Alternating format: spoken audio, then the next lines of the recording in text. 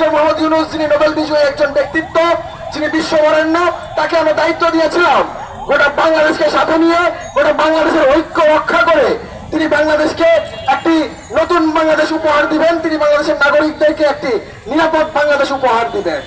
কিন্তু সেই জায়গা থেকে আমরা একেবারে মনক্ষুণ্ণ হচ্ছি। অপারেশন ডেভিল হান্ট চালু করা হয়েছিল, বাংলাদেশ থেকে কয়টি ডেভিল গ্রেফতার হয়েছে? আমরা জবাব চাই। এখন পর্যন্ত বাংলাদেশ থেকে আওয়ামী লীগের মন্ত্রী এমপিরাই তো ঠিক মতো গ্রেফতার হয় নাই। লজ্জা, লজ্জা।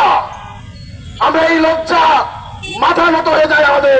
গত জুলাই আন্দোলনের খুনিদেরকে অন্তর্বর্তীকালীন সরকারের সহযোগিতায়, বিভিন্ন সমন্বয়কদের সহযোগিতায় আমরা পালিয়ে যেতে দেখেছি। এই যদি হয় পরিণতি, এই যদি অপরাধ করে পালিয়ে যাওয়ার সাহস পায়, তাহলে ভবিষ্যতে শাপলা ধানের শীর্ণ হাত পাখা যে কেউ স্বৈরাচার হওয়ার সাহস দেখাবে। এই সাহসিকতাকে বন্ধ করতে হলে স্বরাষ্ট্র উপদেষ্টাকে শক্তিশালী করতে হবে। হয় স্বরাষ্ট্র উপদেষ্টা শক্তিশালী হন, আর না হলে আপনি পদত্যাগ করুন। জুলাই বিপ্লবীদেরকে স্বরাষ্ট্র মন্ত্রণালয়ের দায়িত্ব বুঝিয়ে দিন। প্রত্যেকটি থানা, প্রত্যেকটি পাড়া মহল্লার দায়িত্ব জুলাই বিপ্লবী যোদ্ধাদেরকে বুঝিয়ে দিন। আমরাও দেখতে চাই কোথায় কোন দলের কোন চাঁদাবাজ আছে। আমরাও গুনে গুনে বের করতে চাই কোথায় কোন সন্ত্রাসী লুকিয়ে আছে, কোথায় কোন দলের পরিচয়ে কোন সন্ত্রাসী পার পেয়ে যাচ্ছে, আমরাও দেখতে চাই। পাথর চাপা দিয়ে বাংলাদেশের সন্ত্রাসীদেরকে আমরা হত্যা করব। যদি বিচার না হয় আমরাও হাতে পাথর তুলে নিতে বাধ্য হব।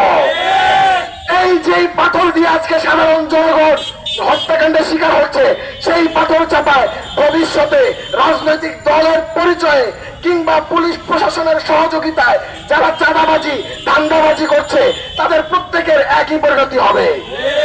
আইন উপদেষ্টাকে বলবো, আপনারা সংস্কার প্রক্রিয়ার মধ্যে নতুন আইন নিযুক্ত করুন।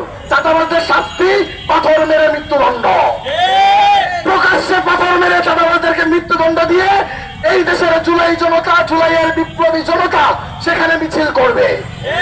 এটাই হবে তাদের প্রকৃত শাস্তি, এটাই হবে সংস্কারের অঙ্গীকারনামা।